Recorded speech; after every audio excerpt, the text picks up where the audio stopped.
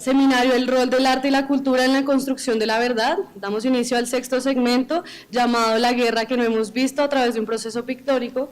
Nos acompañan los artistas Juan Manuel Echavarría, Fernando Grisales y Noel Palacios, quienes conversarán sobre los talleres de pintura con excombatientes de las AUC, de las FARC y soldados heridos en combates del Ejército Colombiano entre 2007 y 2009. Muchas gracias y adelante.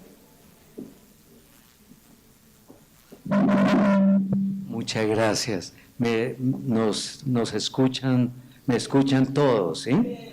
Bien. Antes de hablar, de hacer este conversatorio, yo quisiera darle las gracias a la profesora Yolanda Sierra del Externado. Muchas gracias por la invitación. A Lucía por invitarme también, de la Comisión de la Verdad, y al Padre Francisco también, muchas gracias.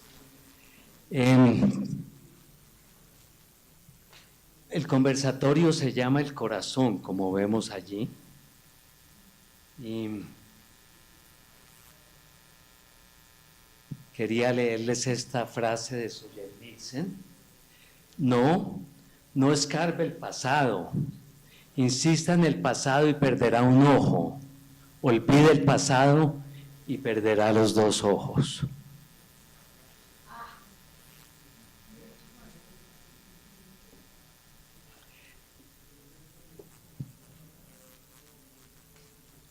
Talleres de pintura. Hicimos con Fernando y Noel, ahora se los presento, unos talleres de pintura con excombatientes de la AUC, excombatientes de las FARC, excombatientes de las FARC, hombres y mujeres, y con soldados heridos del Ejército Colombiano. Y fueron unos talleres que duraron 2 años, 2007 al 2009. Pero antes de hablarle de los talleres, yo quisiera contarles algo que me sucedió en el año 2000, y fue en un proyecto que hice con un grupo de 7 mujeres secuestradas de la Iglesia de la María en Cali. El secuestro de la María en la iglesia fue en mayo 30 del 99, y este proyecto que hice con ellas fue en el 2000. Fue un secuestro de tanta gente que el ELN divide en diferentes grupos a los secuestrados y se los lleva a los farallones de Cali, selvas húmedas. Y un grupo de mujeres se dedica a coleccionar insectos, se dedica a labrar piedras que encuentran en los ríos, y vuelven a Cali con todos estos objetos. Logro contactarlas y hacer un proyecto con ellas.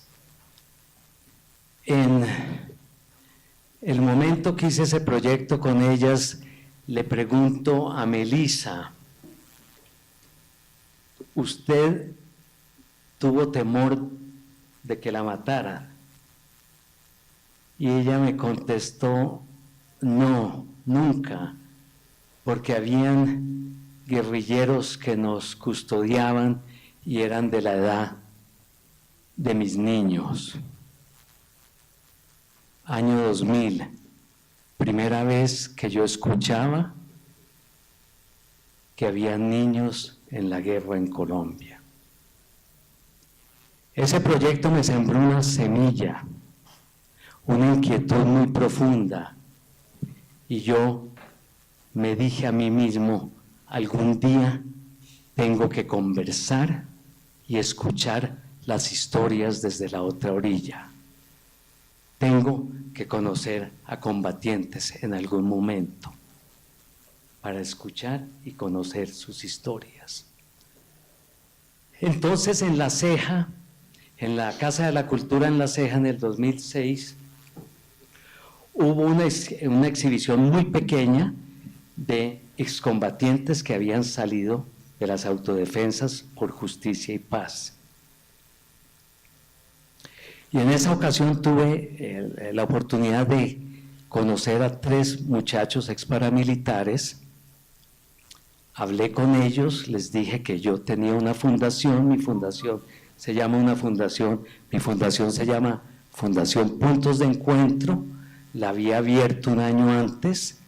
Les dije a ellos que uno de los proyectos de la fundación era cómo guardar la memoria de la guerra a través del arte. Al principio los muchachos, ¿quién es usted? ¿Qué quiere usted? Claro, dentro de los talleres, y esto lo hablaremos con Fernando y Noel, que fueron talleristas conmigo, lo que encontraríamos es que la confianza se pierde en la guerra. Pero yo insistí mucho con ellos, tuve el celular de uno de ellos, volví a La Ceja, conversé, salía, nos tomábamos un café juntos, hasta que finalmente ellos dijeron, hagamos los talleres, si quieren pintar sus historias, pinten sus historias personales y hagamos los talleres. Y al principio,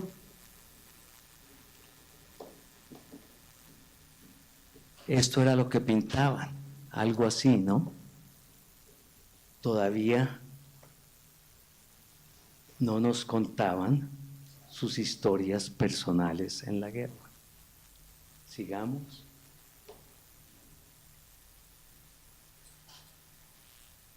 El anterior, por favor. No, se nos fue. Sí, gracias, señorita. Y estos 3 muchachos les fue, en el proceso, les fue gustando, fueron pintando, fuimos construyendo confianza, fueron trayendo a otros muchachos exparamilitares y logramos un taller como de unos 12, 14 personas. Todos los muchachos de las autodefensas del oriente antioqueño. Cuando yo vi el resultado, vi lo que estaba pasando, las historias que nos estaban contando, yo dije, esto es un proyecto de memoria histórica. Y me vine para Bogotá y en ese entonces era la alcaldía de Lucho Garzón y estaba Darío Villamizar, encargado de la oficina de reinsertados. Y yo llegué donde Darío, le dije que si pudiéramos, si nos permitía la fundación, Puntos de Encuentro, hacer unos talleres de pintura con muchachos de las FARC. Y Darío Villamizar nos abrió las puertas. Después de ver lo que pasó, esto fue, por ejemplo, cuando, ahora hablamos Fernando y Noel, cuando llegaron los muchachos de las FARC a pintar, todos talleres voluntarios.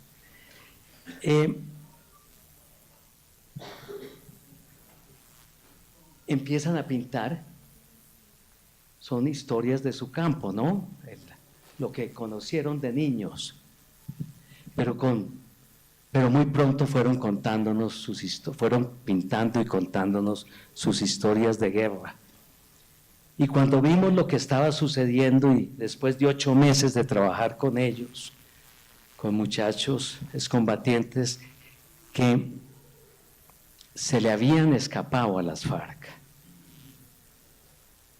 el único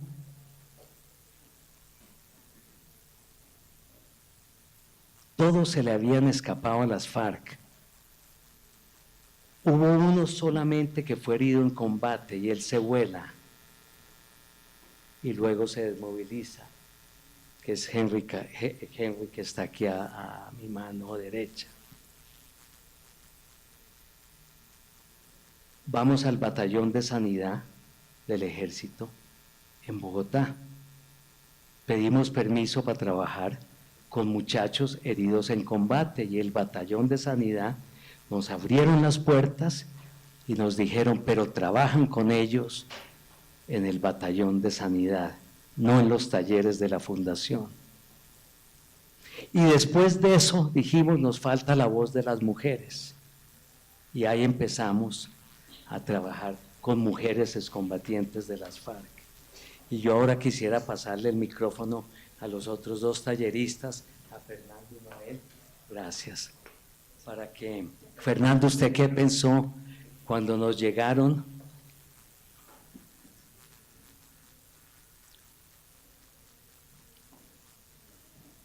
Aló, sí.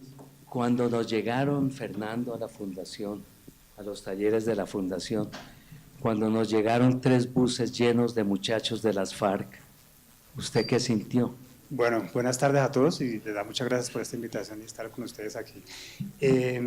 Continuando con este proceso, los talleres que fueron, los 4 talleres que menciona Juan Manuel, que fueron independientes cada uno, primero el de la SAUCE, después el de la guerrilla, de los excombatientes de la guerrilla, después el de los soldados heridos en combate y después últimamente, el último fue el de las mujeres. Y especialmente yo empezamos a estar con Noel en el de la guerrilla, que fue un taller donde teníamos unas instalaciones en el barrio Ricaurte y pues con la alcaldía pues hemos concretado la llegada, una fecha específica, llegaron 3 buses llenos de jóvenes, pues para mí fue una experiencia bastante conmovedora también porque nunca había estado hablando ni mucho menos frente a un excombatiente de la guerrilla. Tenía muchas cosas en la cabeza sobre cómo era un guerrillero y eso fue uno de los impactos fuertes cuando empiezan a bajar de 3 buses aproximadamente 60 jóvenes, todos, o sea, muy jóvenes, estaban entre los 18 años y yo creo que los 25 años más o menos, yo creo que no, eran muy jóvenes, todos de origen campesino y los talleres inician, entonces subimos al taller, un tercer piso donde teníamos el salón listo para que presentáramos.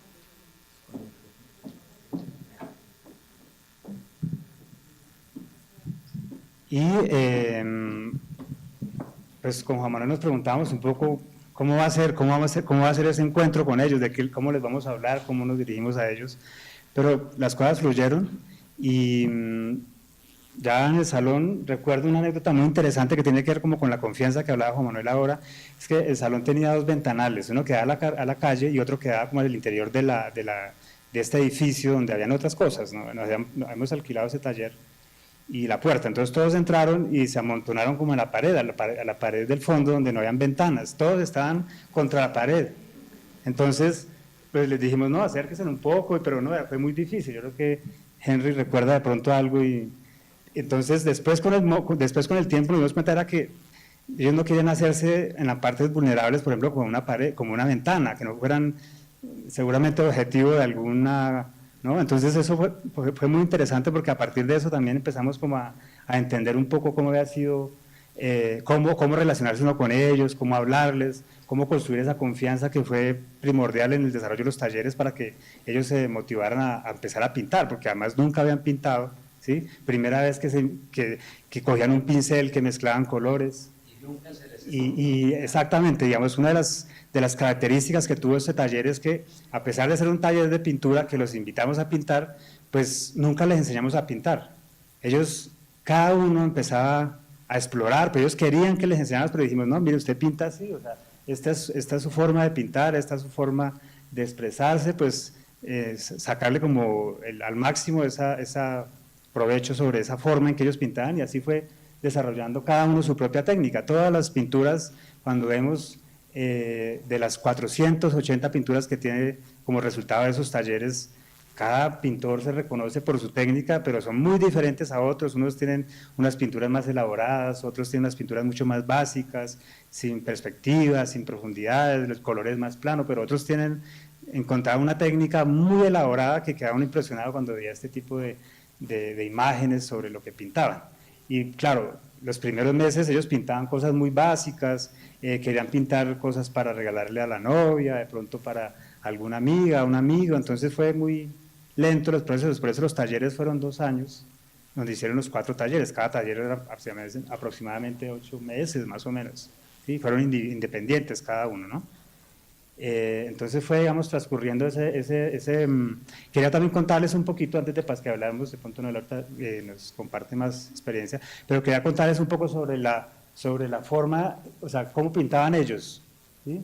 Aquí, por ejemplo, este es en el Batallón de Sanidad, y nosotros les llevábamos todos los materiales, les llevábamos las tableticas, unas tabletas de MDF, siquiera ahí las vemos, son tabletas de 50 por 35, llevábamos bastantes, y al principio pues pintaban en una sola, no querían aumentar de pronto la historia porque pues había que familiarizarse con la técnica y de pronto tener más confianza para hacerlo.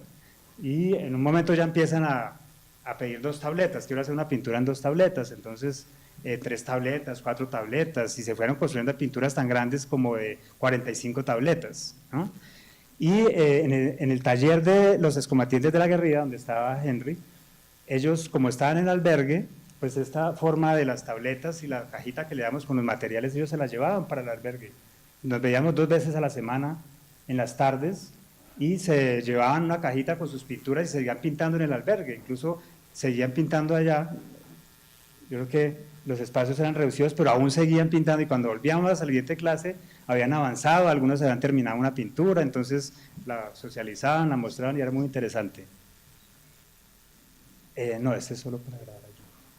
Y digamos que esta técnica fue muy sencilla, digamos, para ellos, a pesar de que pues era la primera vez que pintaban para muchos de ellos, pero permitió como ese medio para que pudiéramos hablar, no solamente pintar, sino que también sentarnos con ellos a hablar, que nos contaran de dónde venían, sus lugares de origen. Entonces eso fue como unas clases de geografía donde aprendimos muchísimo nosotros sobre la geografía de Colombia, los lugares, y además aprender qué era un exguerrillero, ¿no? ¿Qué era un excombatiente de la SAUCE? ¿Cómo era un soldado?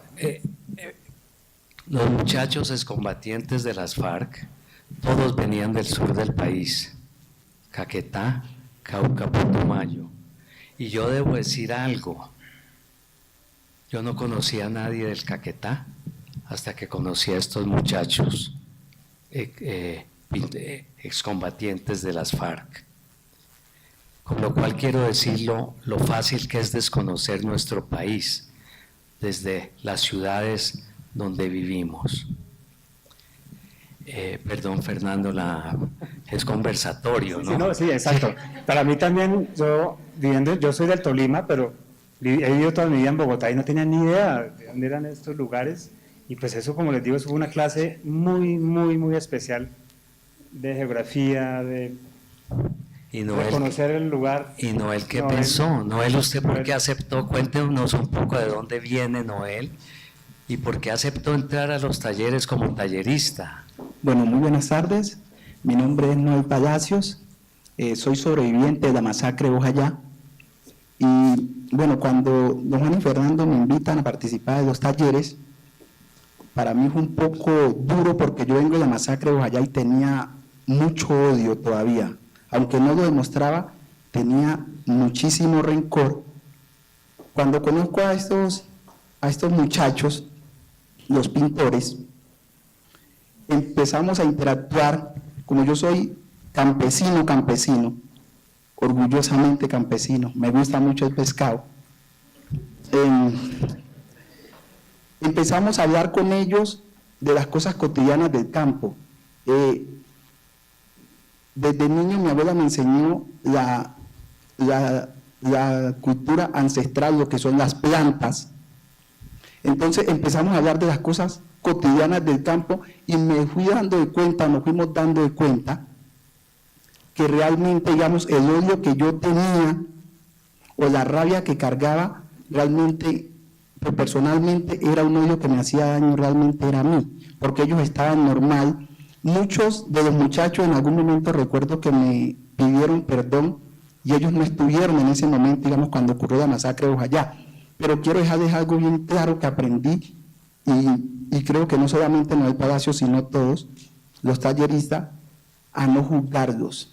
Yo les pido por favor a los que están aquí que demos la oportunidad de escucharlos, porque a veces nosotros es muy fácil señalar con el dedo, pero cuando conocemos a las personas, nos damos la oportunidad de conocerlos un poco más allá, nos damos de cuenta por lo que ellos han pasado y que de una u otra forma también son sobrevivientes de lo que ha sucedido y sigue sucediendo en nuestro país.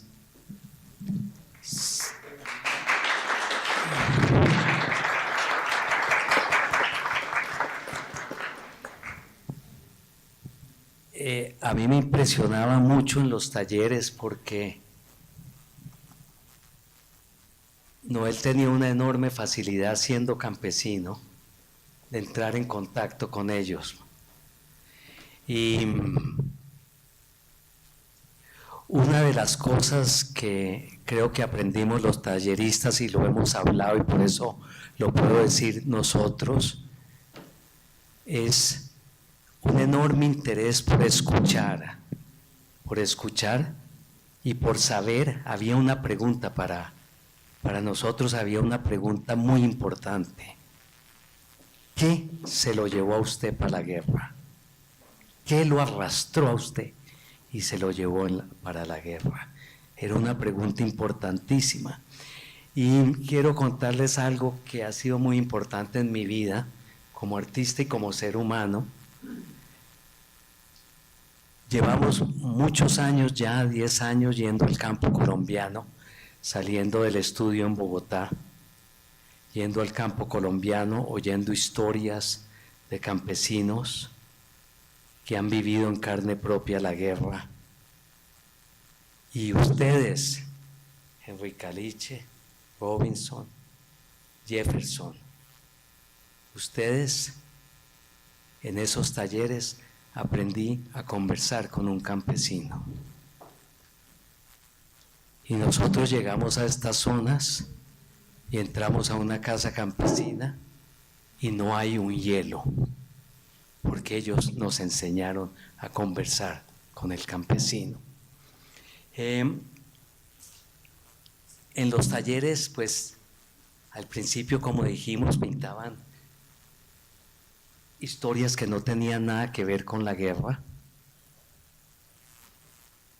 Y Henry Caliche, a mí me gustaría preguntarle a usted,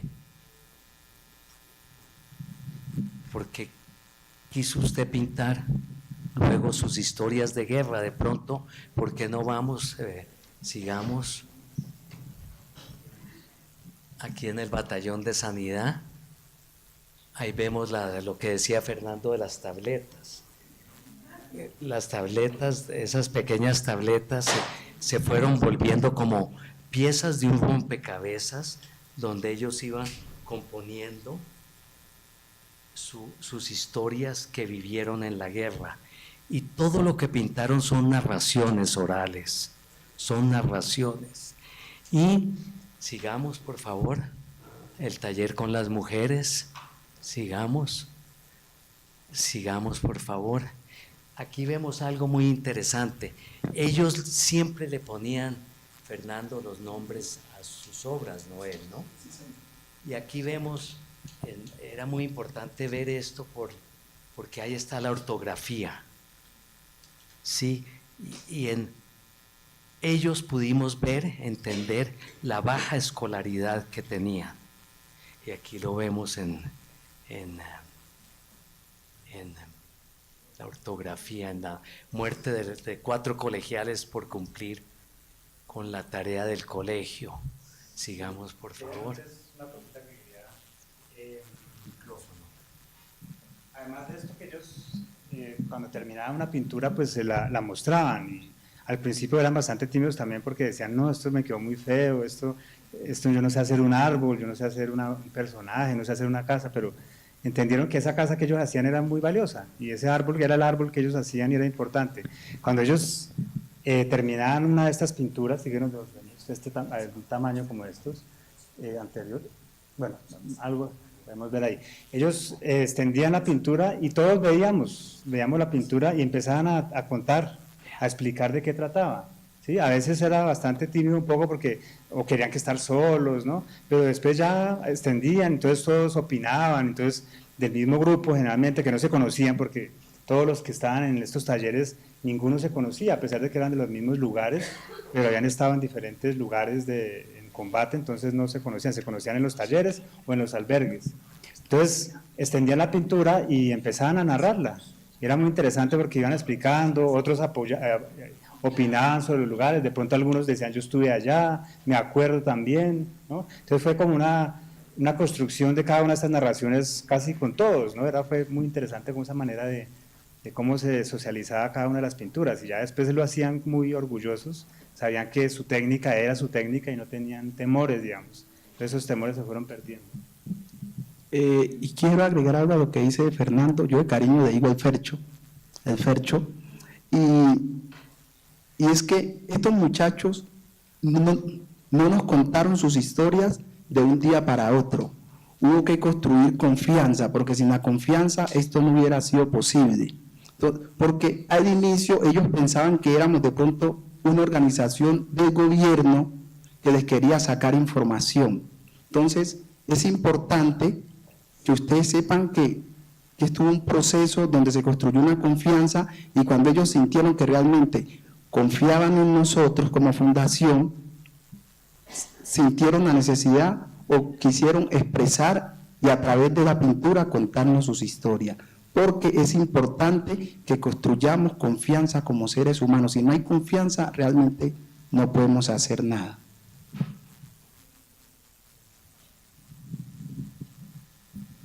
Los talleres se llamaron, luego en las exposiciones que tuvimos,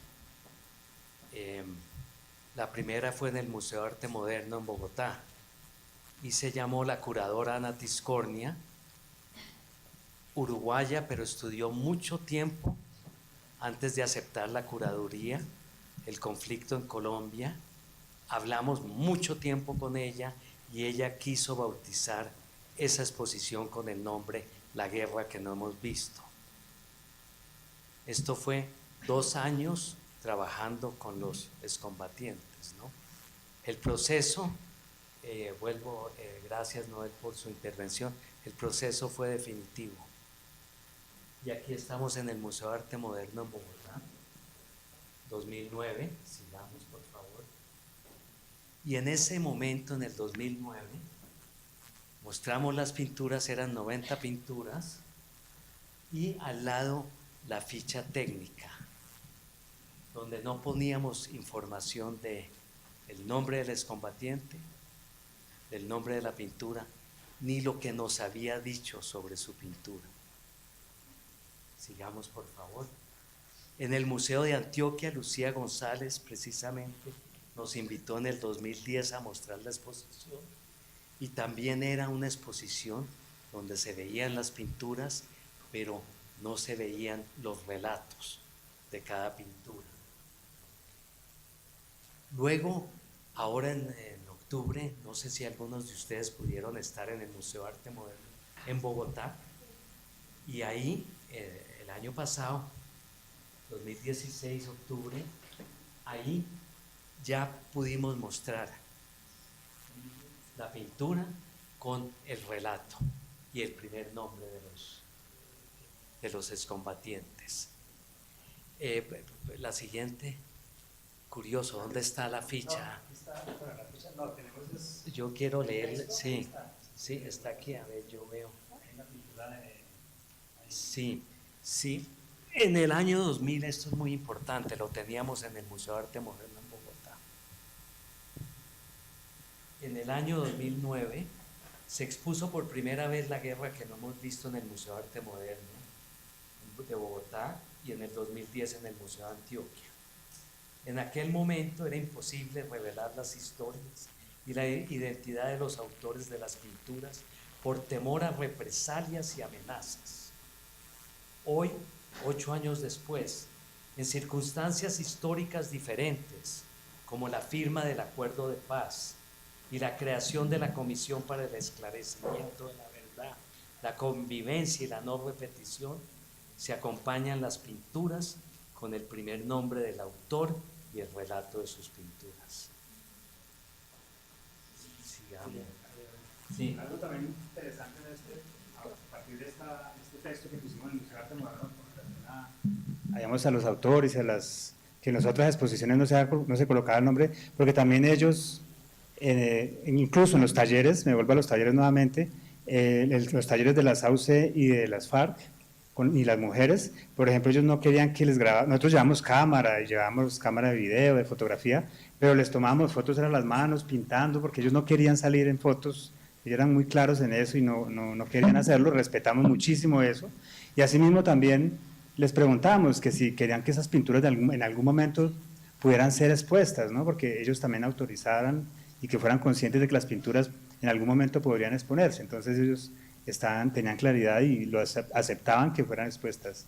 Entonces, también como ya el año pasado, cuando se hizo esa exposición, pues ellos también aceptaron, que decidieron que sí podían poner el nombre de ellos y el relato, porque también ellos tenían bastante precauciones y respetamos muchísimo eso. Y algo importantísimo, los que tenían pinturas vinieron a la inauguración y estuvieron en la inauguración y algunos de ellos pudieron estar en la exposición como guías contándole a la gente las historias de sus pinturas.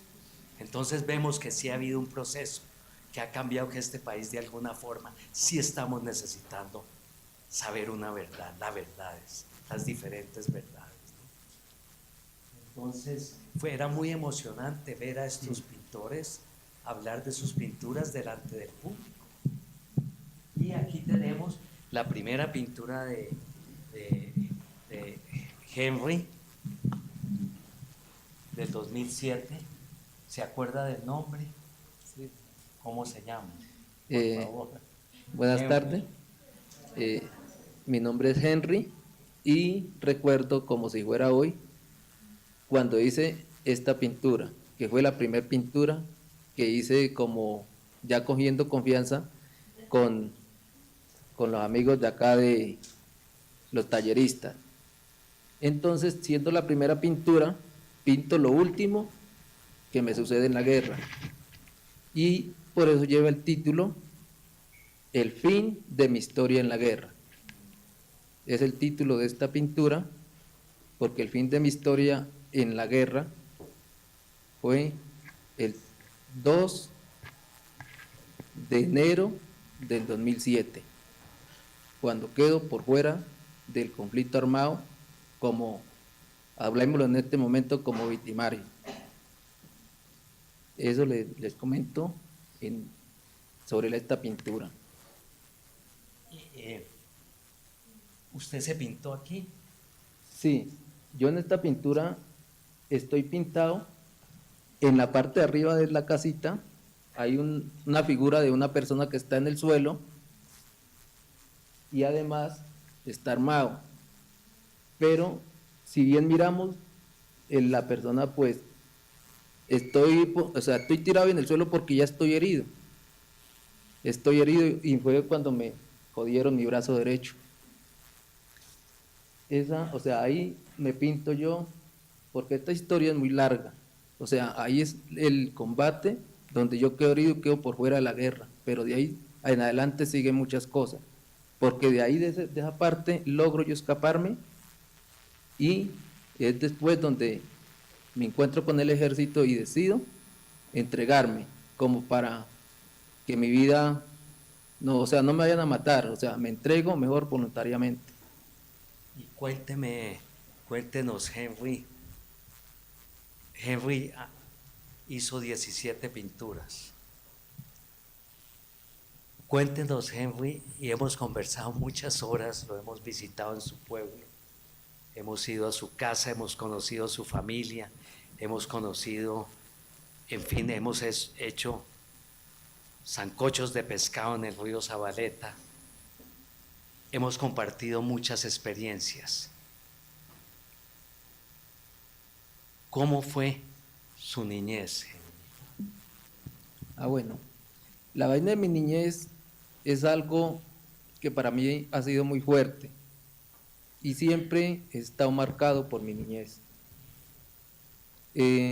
Recuerdo que cuando yo tenía 4 años muere mi madre y quedamos con mi padre con 9 hijos, y entre esos habían los mayores de 19 y el menor de 8 días de nacido.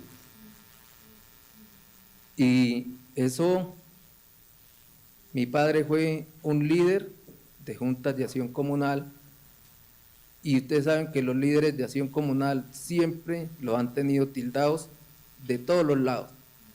Si no los tilda la guerrilla, los tilda el gobierno, o los tildan los paramilitares, y eso hizo de que mi padre desapareciera de un momento para otro, cuando yo ya tenía 6 años.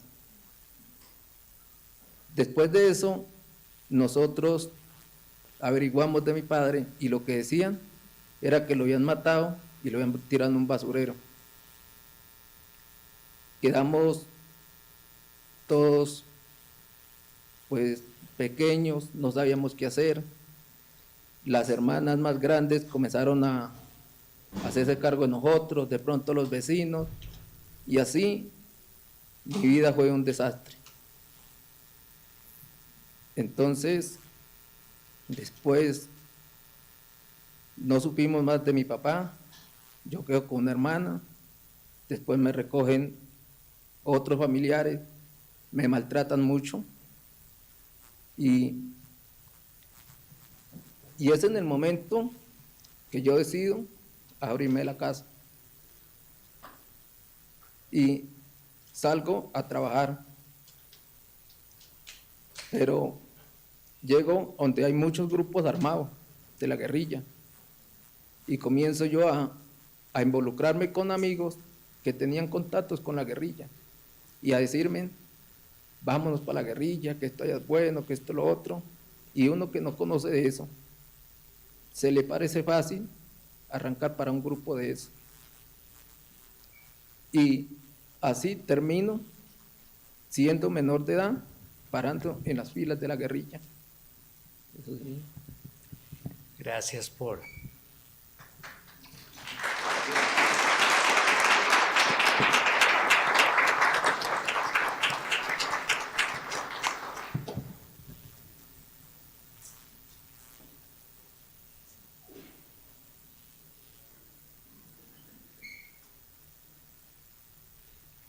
Henry pierde su brazo derecho en este combate y en los talleres aprende a pintar con el brazo izquierdo. Y sigamos, por favor. Vamos a ver un video. El video que vamos a ver está basado en una de las pinturas de Henry. Y lo hicimos, lo logramos con Gabriel Osa, quien está allí detrás de la cámara, y con Fernando. Y gracias a Henry, que nos llevó a esa geografía que él había pintado en esta obra, que se llama El Corazón.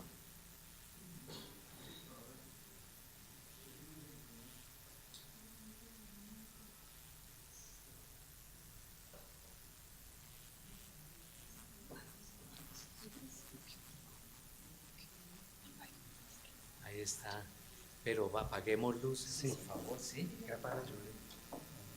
Ahí está, el video dura 3-4 minutos, el video, sonido.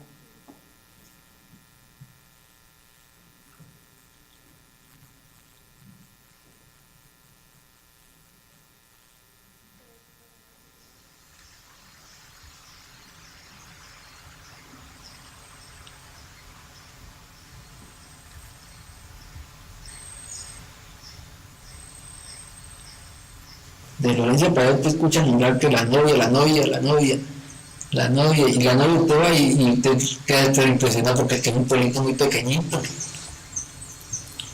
Esta novia es muy nombrada, o sea, porque esta es una zona cocalera que era mucha plata había ahí.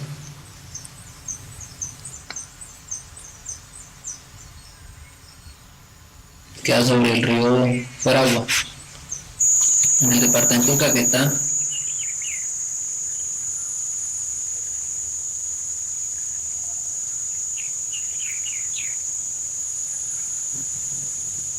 Ahí usted se trompezaba con los bultos de plata y yo no sabía ni quién era. Entonces la mafia le decía a usted, tenga, le regalo para la gaseosa, ya 2 o 3 millones de pesos.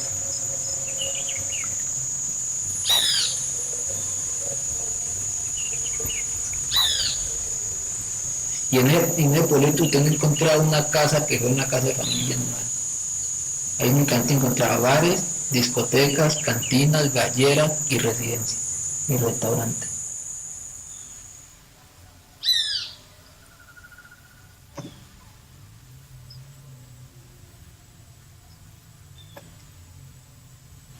Ese del pueblito salían deslizadores con bultos de plata así, para Curillo. Una vez nos habían escoltado ahí para Curillo para consignar y para afuera.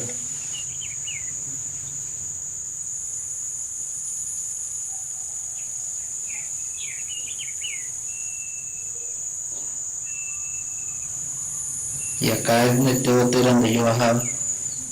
2.000 millones ya para repartirlos para la compra de coca. Prácticamente los pagas venían únicamente por la plata, que era que yo cargaba. Entonces la misión era coger la plata y después poner la plata, encerrar el fuego y quemarlo.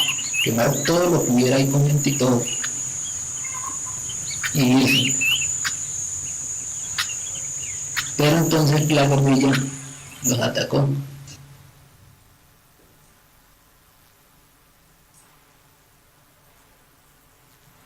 Esta pelea queda grabada con el nombre del corazón por el civil que mataron en ese palo.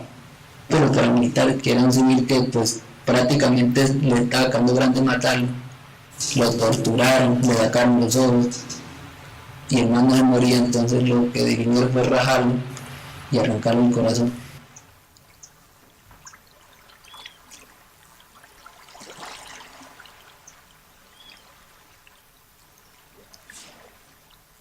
Eso al que le tocó, así tengo, no tengo nada que ver.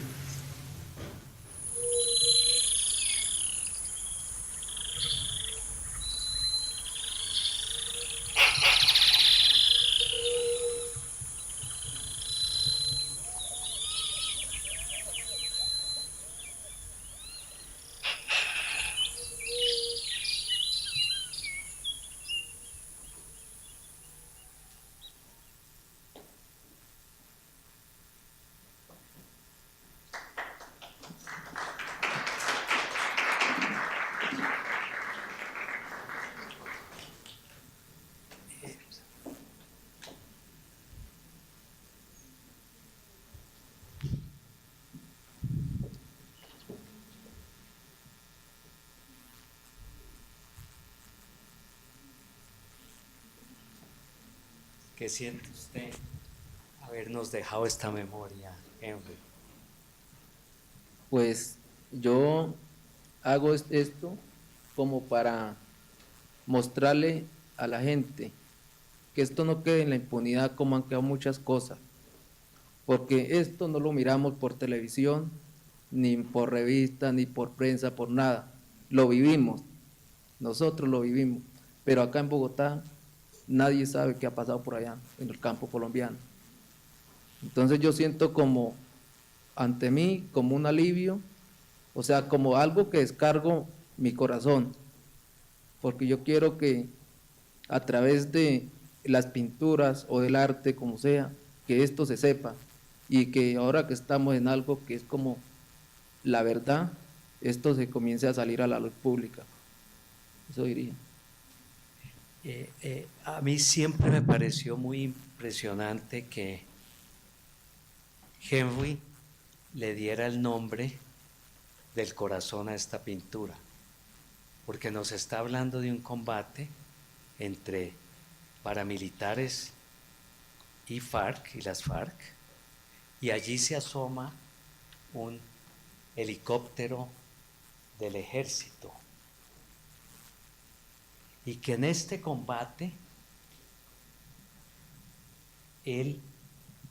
su protagonista es el civil, el campesino, no el nombre del combate. Siempre le he dicho y lo hemos conversado, le ha podido dar el nombre de combate entre paramilitares y guerrilleros en la novia, Caquetá, pero su protagonista es un civil. Henry nos llevó allí para que Gabriel, Fernando y yo pudiéramos filmar esa geografía, porque de las cosas más importantes para mí, yo creo, en estos talleres, fue que ellos nos muestran, nos dejan una memoria de la geografía de la guerra, de donde ellos caminaron, donde se dio la guerra. Y Le quería hacer a usted una pregunta, Henry. Sí, hágale. ¿Cómo, cuando yo le dije y el nombre de ese campesino, usted me dijo, no me acuerdo, ¿es correcto? Sí, es correcto, don Juan. Y luego yo le dije, ¿cómo hacemos para encontrar el nombre? Cuéntenos, Henry, usted cómo hizo para lograr el nombre, recuperar el nombre del campesino asesinado bajo ese árbol.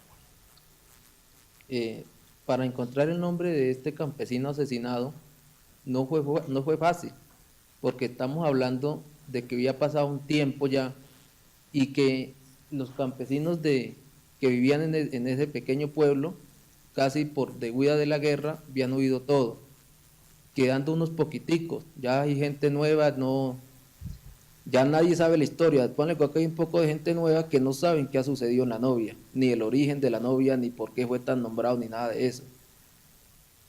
Traté en un momento dado averiguar con la Junta de Acción Comunal sobre el levantamiento que le habían hecho al cadáver del señor, pero en una discusión que hicieron los paramilitares a la novia, recogieron toda la papelería que había y lo que a ellos no les convenía, lo quemaron. Entonces se pierde el registro de los nombres de los asesinados en estos lugares.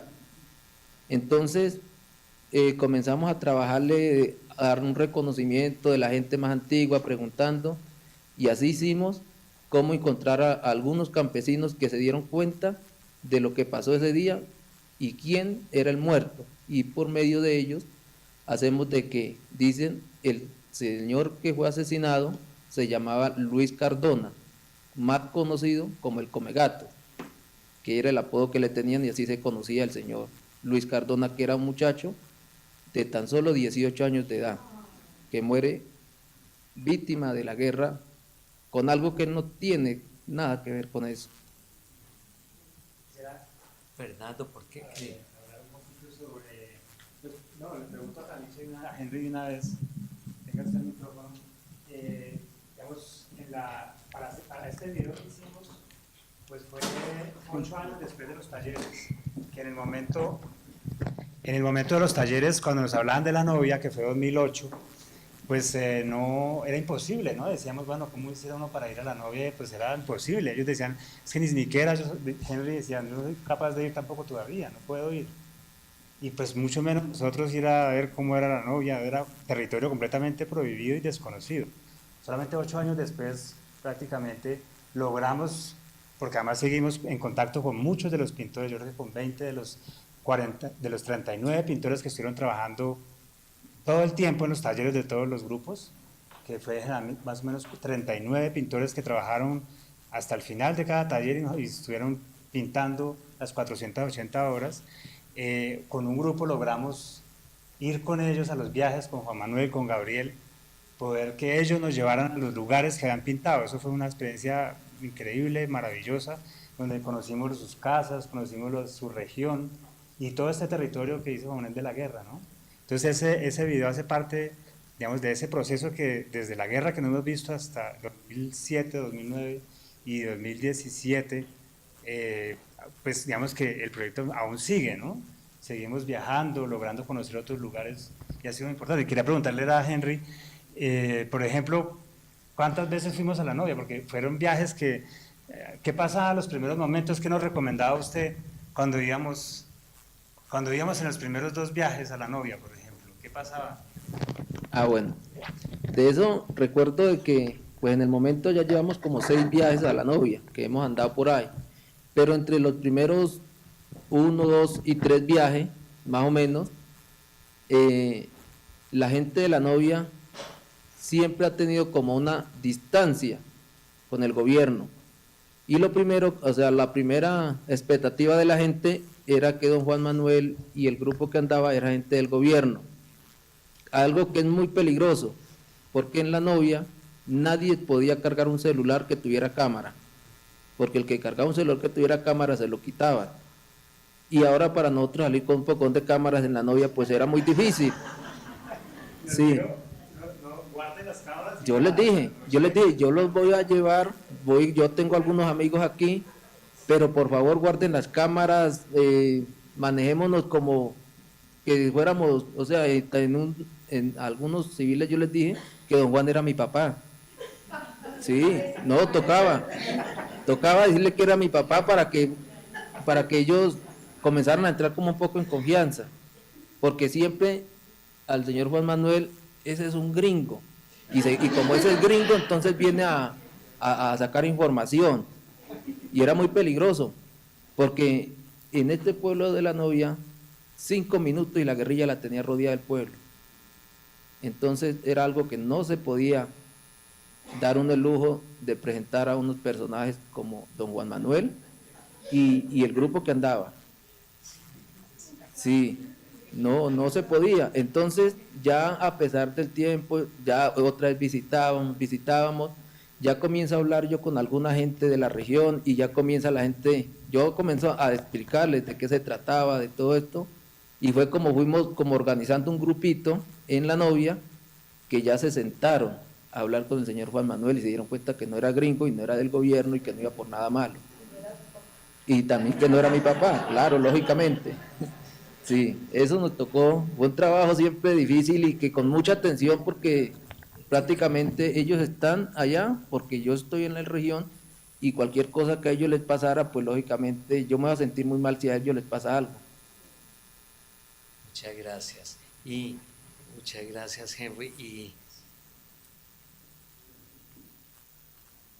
lo que yo sentía cuando usted me llevaba a este lugar y cuando pudimos finalmente hablar, imagínese que esta pintura salga de un taller, imagínese poder ir uno y navegar ese río, ir uno y caminar las calles del pueblo, entrar a una casa, conversar con los pobladores, todo salió de esta pintura.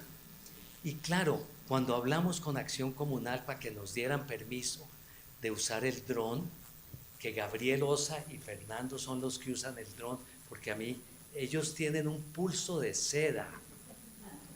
A mí el dron se me cayó en el río. Mentiras, tampoco, pero casi. Pero ellos tienen ese pulso de seda como ustedes vieron en las imágenes. Y para decirle a la comunidad vamos a usar un dron, pues había que pedir permiso. Era parte del respeto que hay que devolverle a la gente que ha sufrido en carne propia esta guerra, ¿no? Y ellos después de conversar con nosotros nos dieron el permiso y hemos ido allá. Y quiero decirles algo sí muy importante sobre La Novia, que estamos en un espacio académico. Tienen un colegio increíble, con una rectora que se llama Efigenia, que trabaja con las uñas. Es un colegio con vocación agropecuaria. Esta rectora trabaja con las uñas y es extraordinaria lo que ella hace y el compromiso que ella tiene. Y claro, todas estas zonas fueron desplazadas, entonces ya hay gente volviendo a la zona. Y en el Colegio de La Novia hay internado para niñas y para niños. Y es tanto los niños y las niñas que hay en este colegio que viven en el internado hacinados, ¿no? Pero una rectora extraordinaria, como nota de esperanza, ¿no? Les cuento esa historia. Y ahora quisiera pues presentarle a estos dos personajes amigos que no participaron en los talleres, pero yo quisiera preguntarle a Jefferson, ¿usted qué sabe de esa pintura, de lo que se representa en esa pintura? Bueno, buenas tardes. Soy excombatiente de las autodefensas. Por los vacíos que ha tenido el proceso, me tocó vivir una situación después de demonizado que hasta la cárcel, la corte dijo que el delito de nosotros no era un delito amnistiable y nos mandaron a la cárcel algunos. Y salí, me inhabilitaron y sin poder trabajar. Dije, Dios mío, ¿qué pasó? Y sobre el camino conseguí a don Juan por intermedio de una profesora que se llama María Clemencia, me lo presentó y él, gracias a Dios, me puso a trabajar en su fundación un tiempo, 2013, y para el año 2017 yo también estaba sin trabajo y esperaba la llamada de él y me llamó y llegué al Mambo a trabajar con él. Y estábamos haciendo todo lo de la logística y yo miro esa pintura, pero no me pareció familiar, porque de entrada es muy difícil. Entré a pintar en una cápsula y escuché, como hoy ustedes escucharon el video, de esa voz en off que decía la novia y la novia y la novia del combate y los paramilitares. Cuando él dice eso, yo me paro y digo, uy, yo estuve ahí. Me bloqueé. Don Gabriel, que es el videasta, le dije, don Gabriel, yo estuve ahí. Me dijo, ¿seguro? Seguro. Fue y le dijo a don Juan Manuel, y don Juan Manuel le dijo, Jefferson, ¿usted estuvo ahí? Por supuesto que estuve ahí. ¿Cuándo fue eso? En el 2002, en mayo. Pero más allá de lo que dice esa voz en off, yo quiero conocer a la persona que la está narrando, porque para que la narre de esa manera, tuvo que haber estado ahí. Si no, hubiera sido imposible.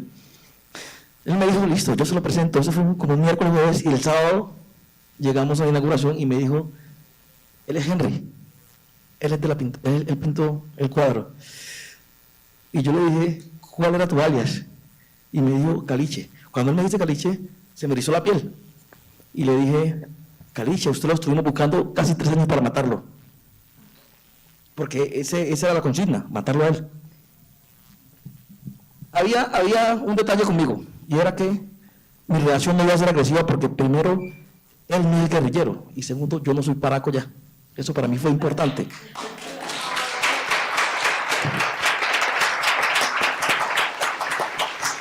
Gracias. Y efectivamente, todo lo que él decía era verdad. Llegamos a ese pueblo y entonces alguien me dijo, ¿y si es verdad lo del corazón? Le dije, yo no estuve en la muerte de ese señor, pero muy seguramente fue verdad porque ese casi que era una práctica. Entonces no puedo desmentirlo.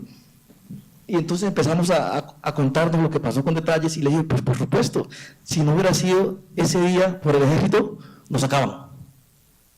Nos sacaban, porque tocó pedir apoyo para poder salir.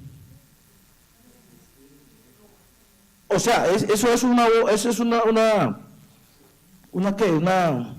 secreto a voces. Yo lo siento mucho, pero el ejército nos apoyó y a mí me molesta ahora lo que voy a decir, lo digo con mucho respeto, que alguien de alguna manera que estuvo en ese frente denuncie ese hecho con mala intención, porque para mí, si no hubiera sido por el ejército, yo hoy no estuviera contando la historia.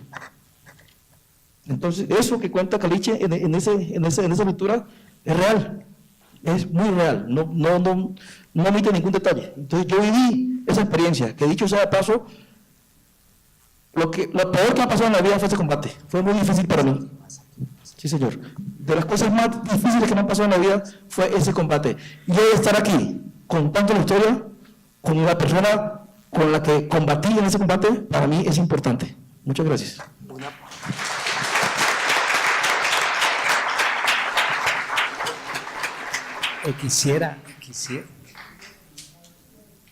Quisiera hacer una anotación. Cuando ustedes se conocieron en la inauguración de la exposición Ríos y Silencios y salimos a comer, ¿qué hicieron ustedes dos? Por supuesto, había pues esa incertidumbre de saber quién era Caliche y por qué lo estaban buscando. Y al vernos, como dije ahorita, la reacción mía no pudo ser agresiva porque ya estaba en otro nivel además. Nos dimos la mano y nos abrazamos. Eso fue un momento súper. Y alguien por ahí me dijo, ¿cómo así que usted se va a abrazar con un guerrillero? No, es que él no es guerrillero. Y se lo digo con mucho respeto, de todas las personas que están aquí. Si ustedes en su momento hubieran vivido en La Novia, o en el lugar donde yo ingresé a las autodefensas, hoy también serían desmovilizados, porque era una opción de vida. Y me abracé con Caliche y sentí que el abrazo fue fraternal, fue desde acá, visceral. Ayer que lo volví a ver le dije, ¿qué hermano? Venga, parcero, hablemos, bacano. Para mí eso fue importante. Entonces eso es lo que quería decir. Gracias. Y les presento a Robinson. Muy buenas tardes.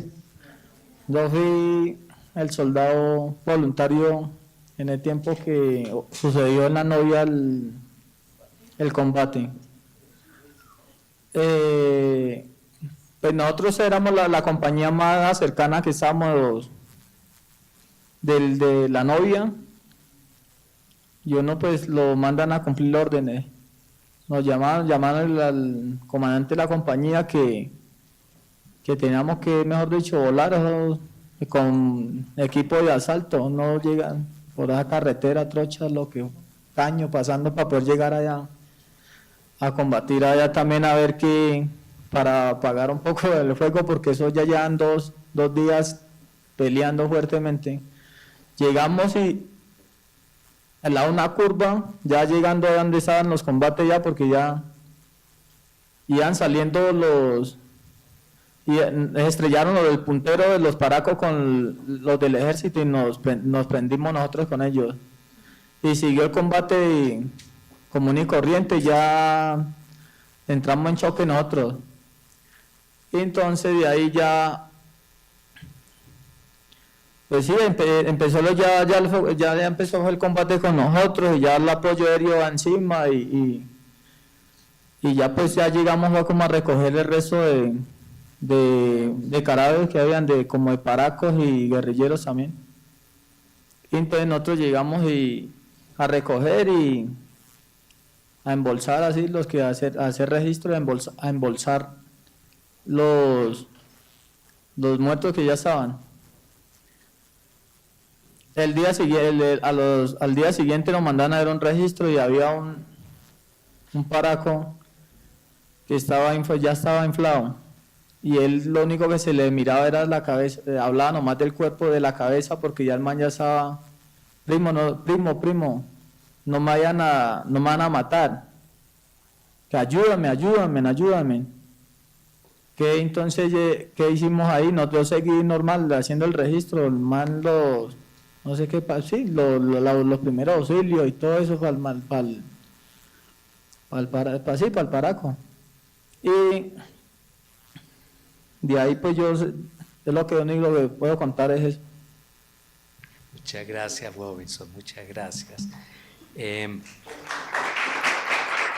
Para terminar, que se nos fue el tiempo, yo quisiera decirles algo. Desde la guerrilla, desde el ejército, desde el paramilitarismo, 3 personas que combatieron en esta pintura. Nos falta alguien muy importante que nos cuente el relato, y es el civil, el campesino que vivió ese combate y está en una de esas casas. Con Henry estamos buscando a esa persona para poder cerrar este círculo. Muchas gracias a todos.